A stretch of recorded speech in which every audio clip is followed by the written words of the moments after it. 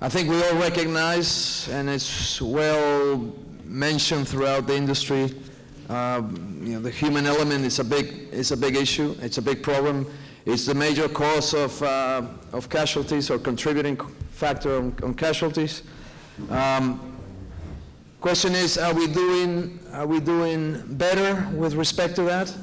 Are things like STCW improving the human element and the training and the capability and the competence, or not?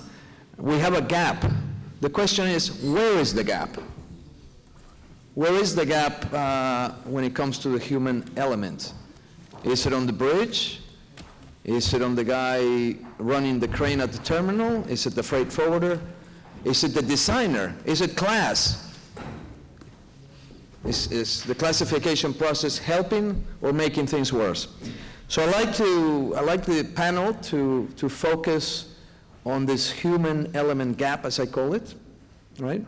And when all of you look at casualties from a very distinct segment. So as we run through the discussion, and we think of these mega box ships, right? The fact that the ships are getting bigger and bigger, and the ports are getting deeper and deeper, and the cranes are getting faster and bigger. Everything is getting bigger except the brain that we have. It's just our brain hasn't changed in 40 million years. It's the same brain as humans that we have from 40 million years ago, right? But everything else is growing around us. So let's talk about that. So now, some of you run ships, some of you respond to ships, some of you insure them, some of you watch and respond. He's got the easiest job over there, UK SOSREP. He's got to direct the orchestra and manage the whole thing when it happens and when it's serious enough. What is the most important element during the onset of an incident on a mega box container ship? What is from your perspective, what is the biggest concern you have at the onset of an incident? Is this working? Is the microphone Should be. Communication in the first instance and the transfer of information, timely and as precise as possible. We all know that at the beginning of most incidents, whether that's large box ships or small coasters or whatever, information is usually sparse, and the validity needs to be confirmed. So from my side of the response, I rely quite heavily on as correct information as we can get with regards to the detail of the damage, intended response that's already happened, because on that information I have to base any decisions that I might have to make. Okay. It's a very brief answer. Perfect. I hope it's perfect. Good. Joannis from the Hull Machinery thank you. Side. And thank you for a very good arrangement. These are good questions and relevant questions. I agree with that fully. What we are on an overall basis as Norwegian Hull Club, as a hull underwriter, Norwegian hull underwriter, what we are working on is what we call a proactive thinking. It's about looking at the potential in a case, a worst case scenario, you can say, and look at the cases, Flamina, Honam, Vancouver. The potentials are enormous. It's enormous potential in these cases. We, as an underwriter, together with owners shoreside, we are as a second line in this, in the arrangement. And looking at the human element, we are in the second line. We are shoreside. How do we then get assistance to the first line, those that are on board fighting the fire? That is our question. We see, normally when you have these big incidents, there is very often a concern. How bad is it? You don't really know. There's a concern about what contract to enter into. Is this a Lloyd's open form? Is this something else? what is going to be the financial aftermath of this when you have these big cases. And in the meanwhile, time goes by. Thinking proactive, what we have focused on is making mechanisms, structures in place for the owners with the big salvors, under which mobilization is done immediately. I believe that is where we can really support. Get professional people out on the vessel as soon as possible, where the salvor has a confidence in that the financing is being taken care of, and the owner has a comfort that his whole machinery underwriter is with him throughout in this. So that has been our focus, get support out in the first line. I think I'll leave it there for now, yeah. Thank you. From the salvor's perspective, Elias? And a former owner? I'm going to be focusing on the Megabox vessels and whether we like it. Emergency responders are usually, we are always proactive. But in the case of these type of vessels, when we're talking about size and size really matters. And that's why we created this initiative, T&T Salvage, with the support of CMA, CGM, to focus and try to find solutions even from our side of the industry, because we're not prepared adequately to be proactive, to fight a big fire. I mean, the fatigue of our personnel fighting a fire in such a cases, the distances that they have to climb up containers, the size of the vessel, the pressure of the fire lines. There are a lot of aspects that we have to consider. I believe that we can definitely discuss more and be ready for the challenge. We're talking a lot about fires. We haven't talked about a big grounding that the lightering operations might be needed for the response on the vessel. I cannot imagine that there is at this moment, and you've been discussing this over months, there is enough support to lighter one of these huge vessels in the, and most of the times it happens in the most remote location. It's not going to run aground in Rotterdam or But when you get that call, right? So we get the call from Olivier and says, Elias, we have a grounding on the Marco Polo. Mm-hmm. What's the first thing that comes to mind? What goes through our thought process initially, at the very onset? I'm not going to say what contract we're going to sign. But that's definitely an LOF. No, the first thing comes to mind is get there as soon as possible. Right.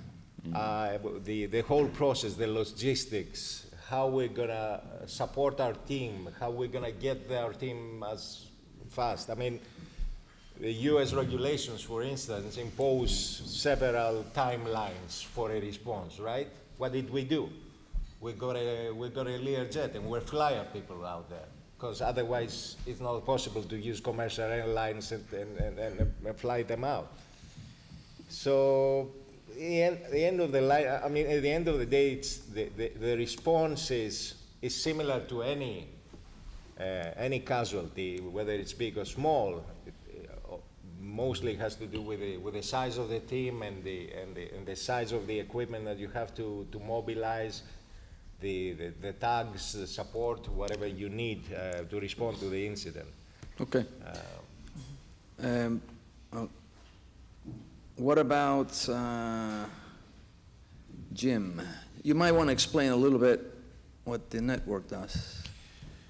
Thanks, and thanks for the opportunity. Yeah. We work in Alaska, western Alaska, Capitol Port Zone, and which is essentially the Great Circle Route, which is the trade of most of the ships to and from Asia to either the west coast of the United States, many through the Gulf of Mexico through the canal. So we see a variety of the large, large ships that are starting to frequent that area. Our challenges are not unlike yours, except for it's compounded by the tyranny of distance and the lack of infrastructure. When I think about what the gap is, the way we've approached it is, we have to start thinking about what we do before the quote unquote response begins. We have learned that many shippers who are extremely experienced with very renowned shipping companies, you only know what you know. And when they have an issue that in many cases is not a problem in an area such as a large port or a more heavily trafficked sea lane, having a minor problem when you're 1,000 miles from the closest airport is a very big problem very quickly. So what we try to do is monitor the information including the status of the vessel, and communicate with the master of the vessel to understand what's going on, and then put that in the context of the situation that they're in with respect to the time of year, the weather conditions, with respect to the challenges of activating the proper resources, or at a minimum notifying them, and letting them begin to triage the issues that they think are important to make a decision on when to activate resources. I can tell you that in the number of cases that we've dealt with, people are very reluctant to mobilize resources to remote locations just in case. And it puts the ship operator in a very challenging position to request resources, and having, frankly, underwriters and others say, not yet, wait till it gets closer to the beach. And our view is we would rather pay a little extra up front to mitigate than pay a whole lot later because we waited. And so what we try to do is get information about what's going on with the vessel to the different interests, as Jim Malsworth was using the term the interests, which is a good lawyer way of looking at it, and letting them put the salad together and say, based on this circumstance, we think it's time to mobilize, and not wait for an agency to tell you to do it. The agencies, at least in the United States, they have a lot of different driving forces that they contend with, and it's not necessarily consistent sometimes with mitigating the risks of the different parties that are involved in complex casualties in remote locations. So think about it in terms of incident potential as much as using that in the context of deciding early on to begin to get resources at least notified and moving, and start to understand how to mitigate the logistical challenges. All right, so, and Eki, and then I'll recap it a bit. Yeah, I can remember when we kick off the bigger group in Paris together with you and Olivier, we came together and found that we are not prepared. So as an operator, as a manager, we are not prepared. So we have the at this time, we was talking about 11,000, 14,000 TEU. Now we're talking about 23,000, 25,000 TEU vessel. But what has changed? We have the three groups, which is grounding, collision, fire, which are three major disasters. We have grounding, collision, which reflects mostly to trading crew. We have fire, mostly reflects to cargo. When it comes to training of the crew, we have in history, these 1998, I think, the implementation of SCW number 2, which caused trouble in the industry because one idea was to make a standard for crew training. But the effect was that the standards in a lot of countries drops. So because one of the target of this ACW was the demand in the industry was to produce a lot of officers because the industry was desperately short on officers. Right. So we needed crew. So yeah. how to make crew? So Stamp make the education shorter.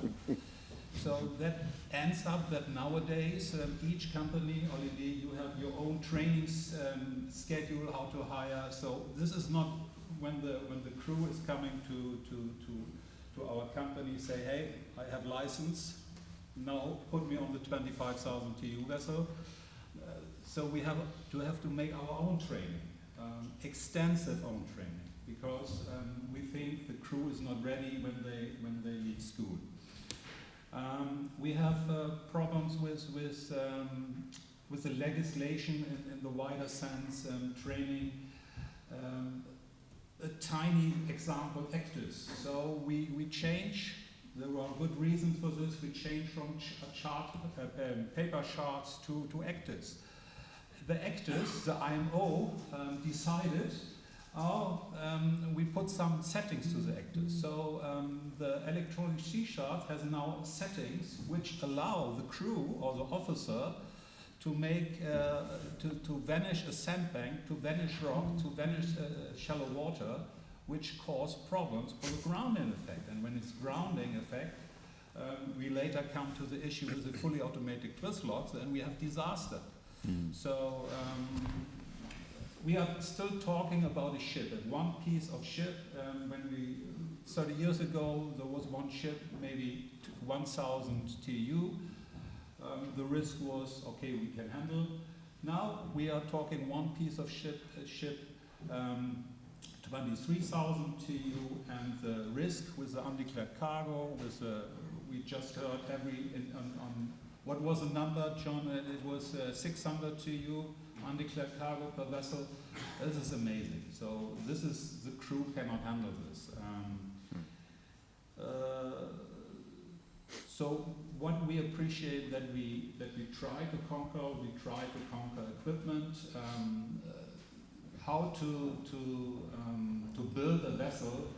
Do we build a vessel according to the rules, or do we top up to the rules? Because to be honest, if we build a vessel with mismatch all rules, the vessel is not ready for modern firefighting. The CO2 system did not work on all accounts. But Firefox systems or other things are not mandatory. What the IMO said, okay, we put portable monitors, water spray, portable monitors. No manager will send a crew in a disaster with the unknown fall with a portable water monitor into these. So we got still a problem with shipbuilding, with industry. So the good thing is we started, but to finish, I think we have so many aspects of disaster response, and I still think we are at the beginning. Very good. Thank you. Very, very good points there, Eckart. So I think we can agree that initially in an incident, I think what Stephan said is very accurate. I think you'll agree. Accurate, precise information, whether you're tracking something drifting off Alaska, whether you get in the call or Elias is getting the call, right? We all want good information. And that comes down to reporting processes. That comes down to perhaps too many inputs, too many requests of the crew for information at the same time, overloading the crew and forcing them to give you inaccurate information. Yeah, so this is something we need to think about. At the MEGA-BOX group, we worked on that heavily for several years, and we made some progress on that. But I think that's the most important thing, because if the response starts based on inaccurate information, then we're going to have a bad result. And you get through, you initiate the response, and halfway it's very hard to turn back and start again. And that relates to costs, delays, and more damages, right? It seems on what Eckart was talking about that there is a gap. He mentioned design, shipbuilding. I think there's another gap. There's a gap of common sense. And when we talk about casualties, I see the lack of common sense, not just on board with the crews, but all throughout the response organization. And that goes all the way back to insurance brokers. insurance brokers, underwriters, on and on and on. It's compounded. I think there's a complete lack of common sense when it comes to responding to an incident.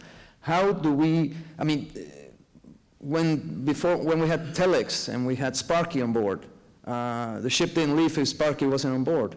I mean, that was simple common sense. Now, you know, we have digital communications. We can get to the crew very quickly. We know what they're doing on board. Are we taking away the common sense by over-monitoring the crew?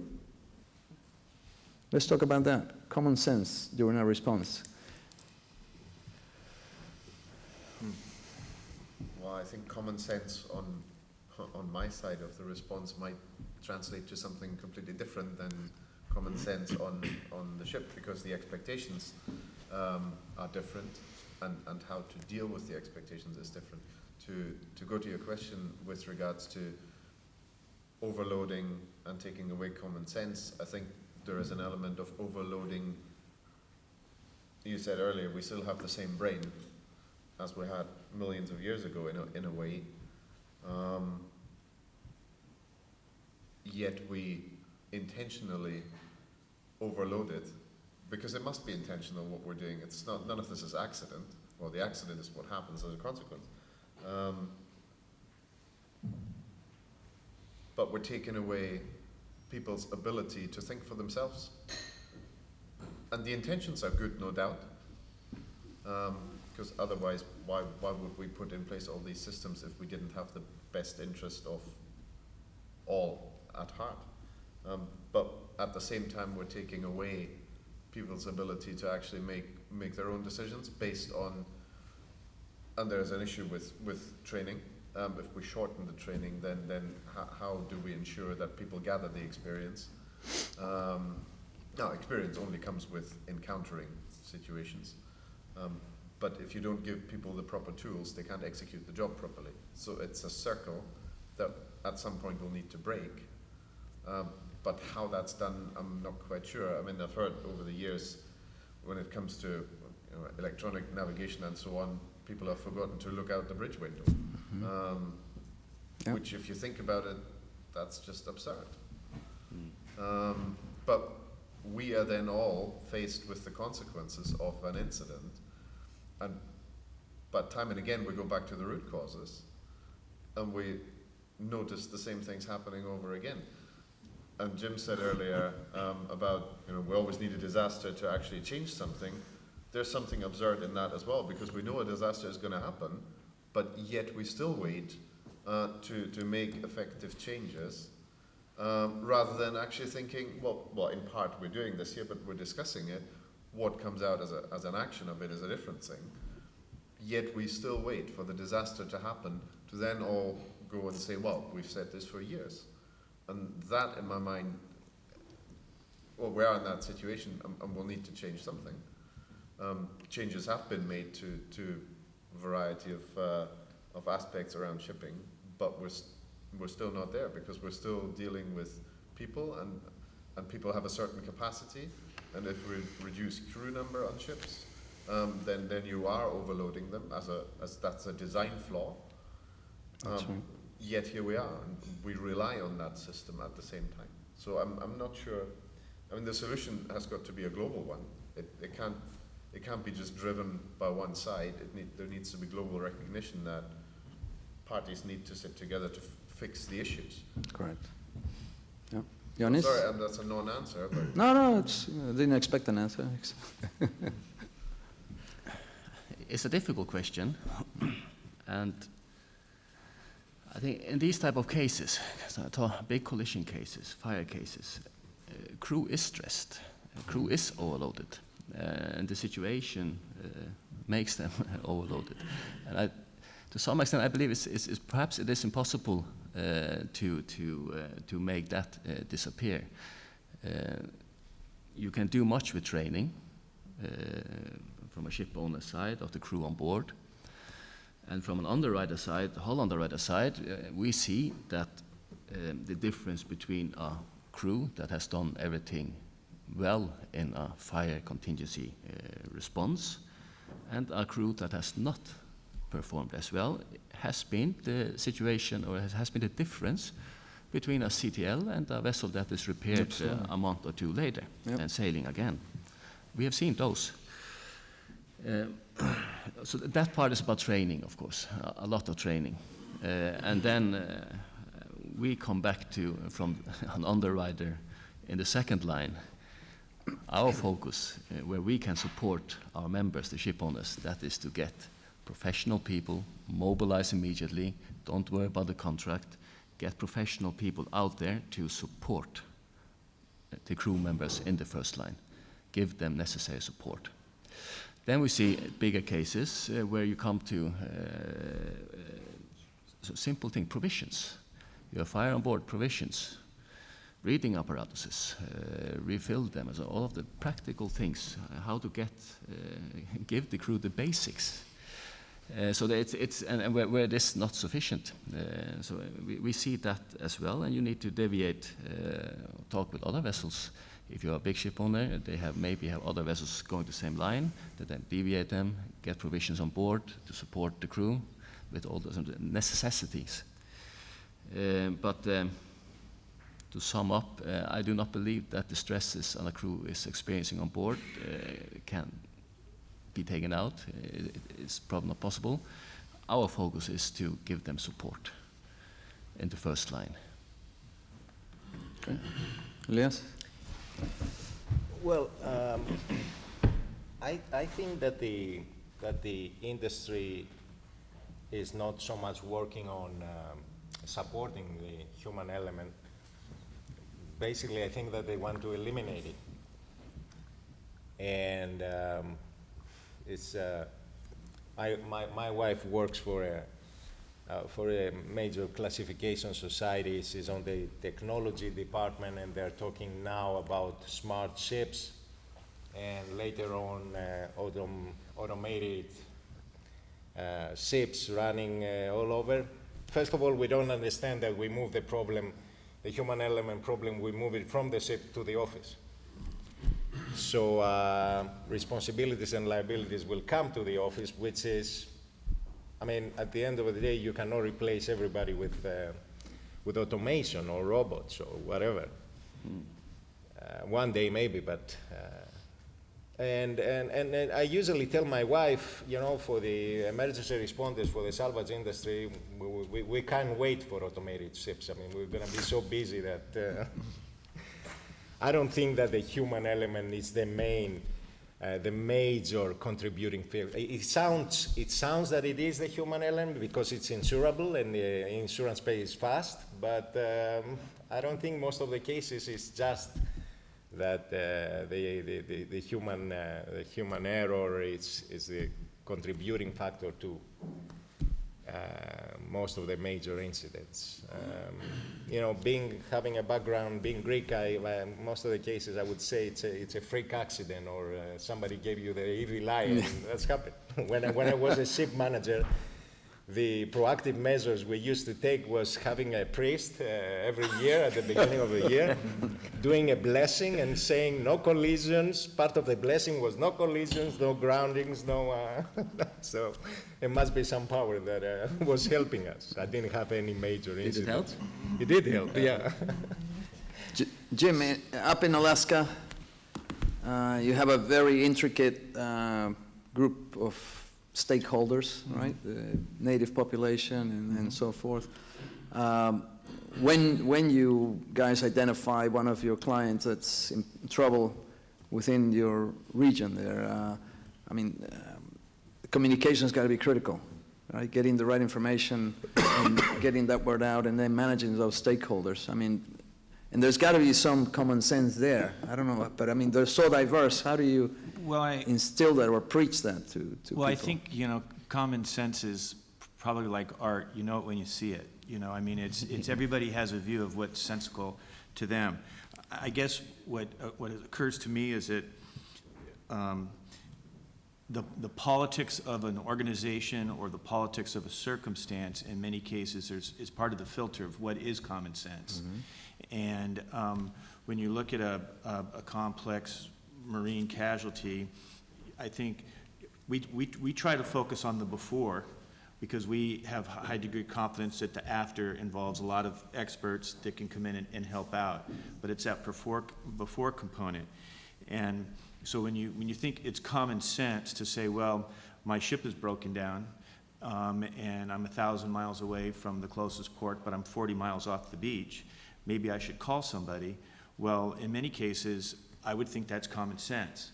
But I'm not an experienced master who works for an organization who has me on a clock and says, if I'm not here at the right time, I'm going to pay. My common sense, and maybe the master says, I don't want to tell anybody unless I really have to, which unfortunately becomes too late.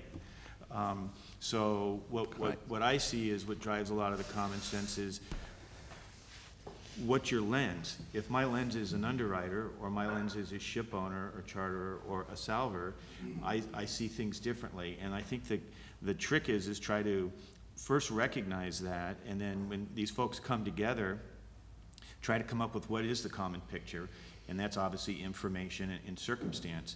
It's particularly challenging with stakeholders who don't have the experience, so that they're a little bit more confident in the decisions they're making, or they have a better understanding of what the actual consequences are.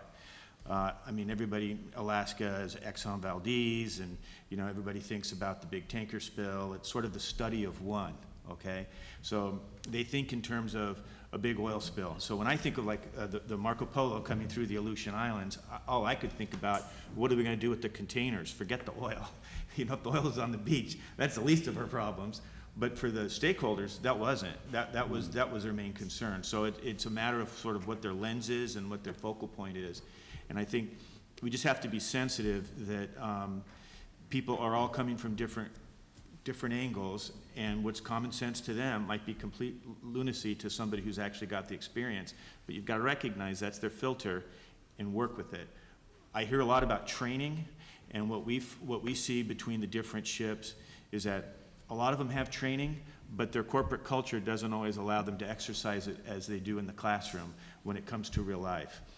If you're a large vessel and you're having to make, as a master, the decision to start ordering equipment or getting assistance early, that might be part of the training that works in Rotterdam, but it might not work in ADAC because of the consequence of cost. So I think that while the training is good, I think that it has to be associated with a corporate culture that allows it to be exercised through this filter of common sense, depending on the circumstance. Very well said. I think I like that analogy of the common, having the common lens. That's what we need to achieve when at that onset and pre-onset, to all say, we all use the same lens, look at it the same, at least for the initial 3 to 4 hours when the incident takes shape and decisions are made. The authorities, I think in the US under the Open 90 system, I think that works to a great extent. And that's what we have to do. And I think that ship operators have to empower that bridge team to be open and honest and say, guys, I'm nervous, I'm not comfortable, I'm not sure what the drafts are, I'm not sure how much ballast we can take out quickly, I need help. And I don't think we do that. I don't think most ship operators do that, and the master gives what he can give, optimistically probably, and when it gets to the DPA, it's optimistic report, then it gets to the fleet manager, it's more optimistic, when it gets to the ship owner, oh, nothing's going on, everything's okay.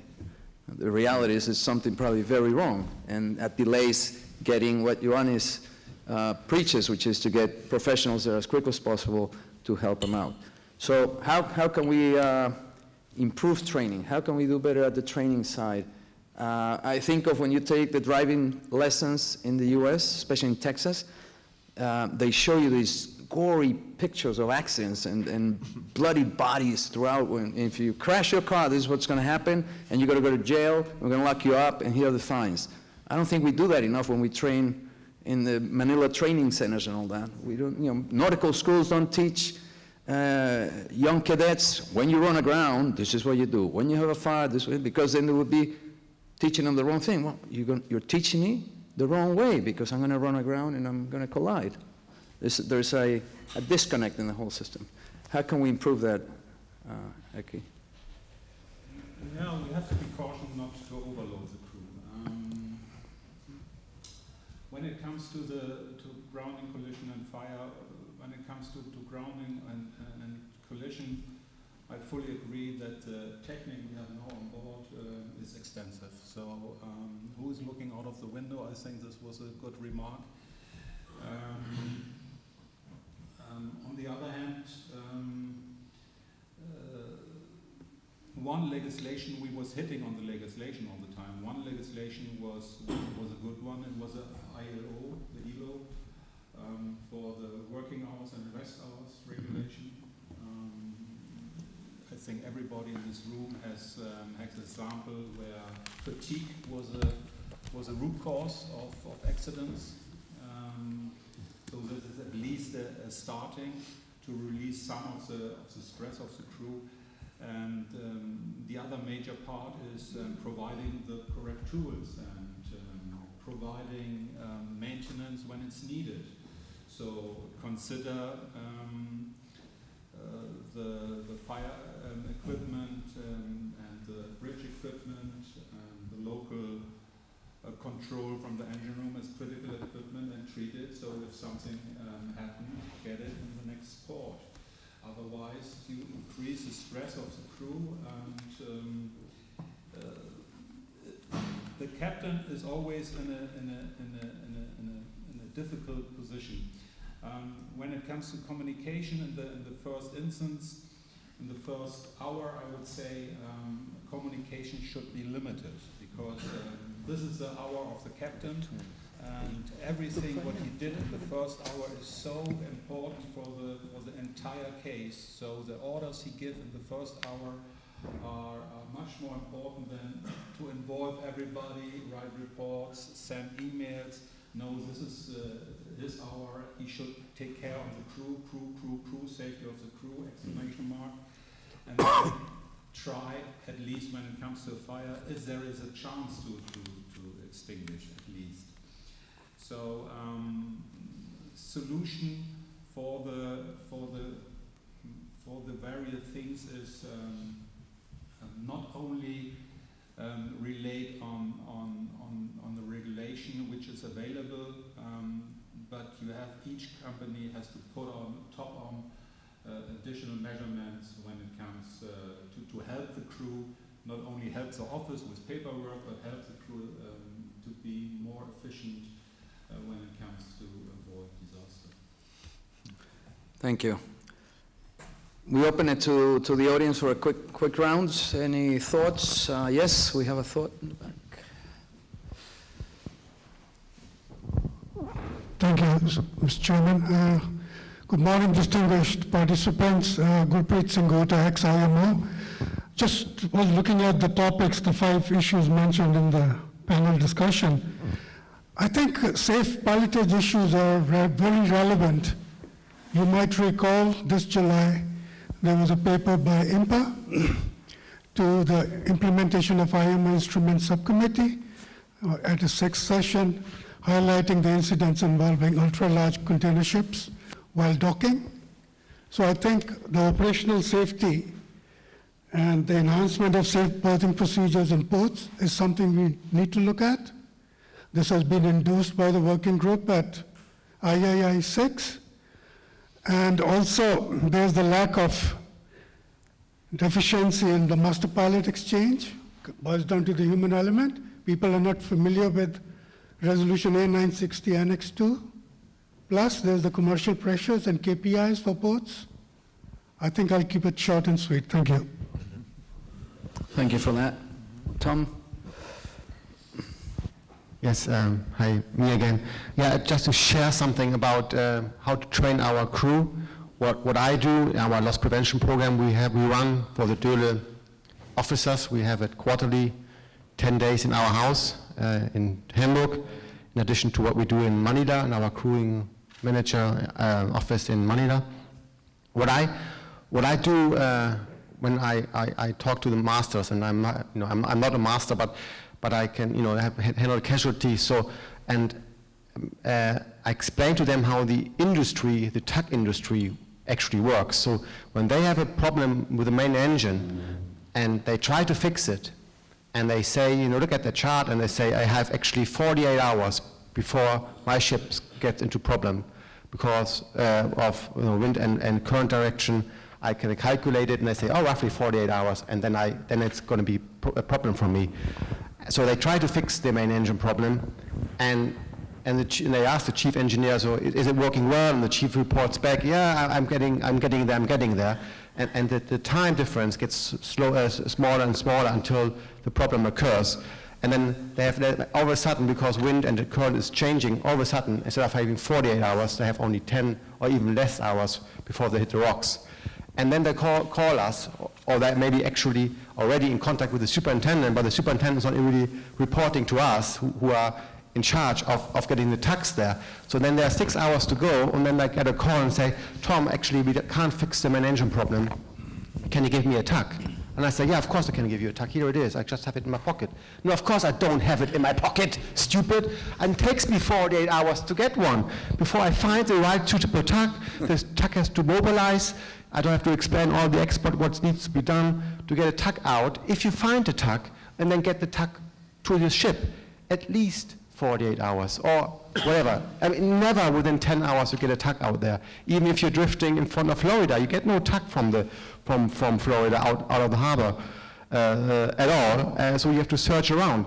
That's something I tried to explain to the master by explaining how the industry works. And they are sometimes very surprised to hear that the tugs, although there are so many available on IES, you can see them, they're not waiting for them to help.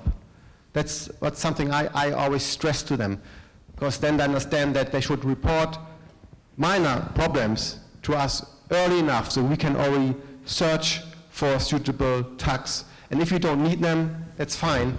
We don't hire them. But that's time is also, don't waste time with your reporting.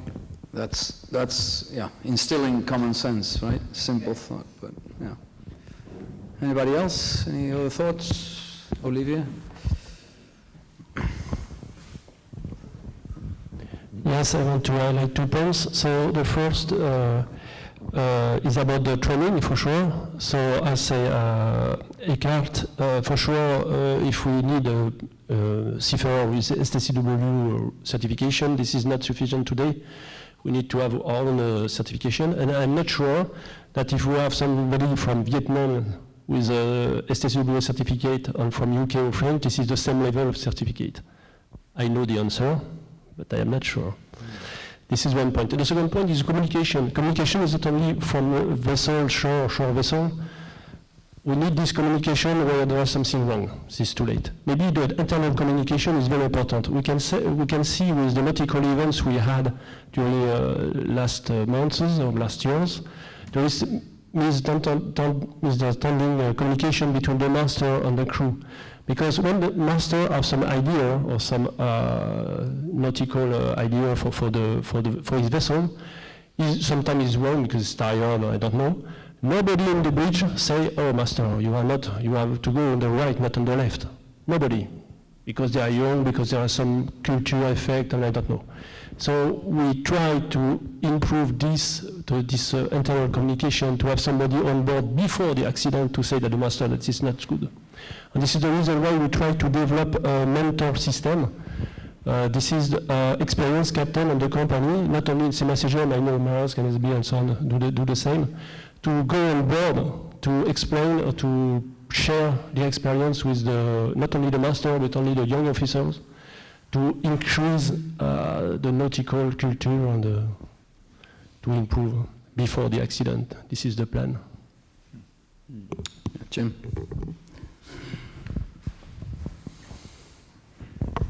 The first question you asked at the beginning of the session was, what's the first thing that goes through your mind when there's a casualty? And I think this is a good opportunity, because we're coming up to the break, to say that however interesting this is, we're dealing with mega-box salvage, how do we get cargo off, how do we stop pollution? The first thing that should come to everybody's mind is the crew. The first thing that should come to everybody's mind is that we need a salvage industry that are capable of responding quickly and saving the crew.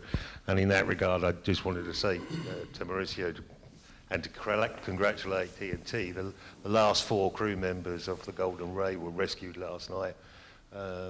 They were taken out of the engine room from a capsized vessel, and a lot of that down to the response by T&T Salvage. So, I mean, that's what should be going through our mind. That's what should be going through our mind on this. We've got to get to a situation where we solve some of these problems. We've got to maintain a salvage industry, not to prevent the oil going ashore on the beach in Alaska or the containers exploding or sinking, but to make sure that these guys are here to get your crew out of the engine room on a capsized vessel 200 miles off the shore of the United States. All right. How are we doing, Apple? Good? We good? All right, well, thank you very much. I just wanted to take 10 seconds to recognize 2 of our sponsors who are in the audience, and that's Federico Padilla from Clean Sea in Argentina. He flew all the way from Buenos Aires. And our friends from Braveheart, T&T Braveheart in the back. So if you get a chance to chat with them, they do really interesting stuff. Discuss what they do. You'll be amazed. Great. Well, thank you to the panel. Thank you very much. Good discussion. And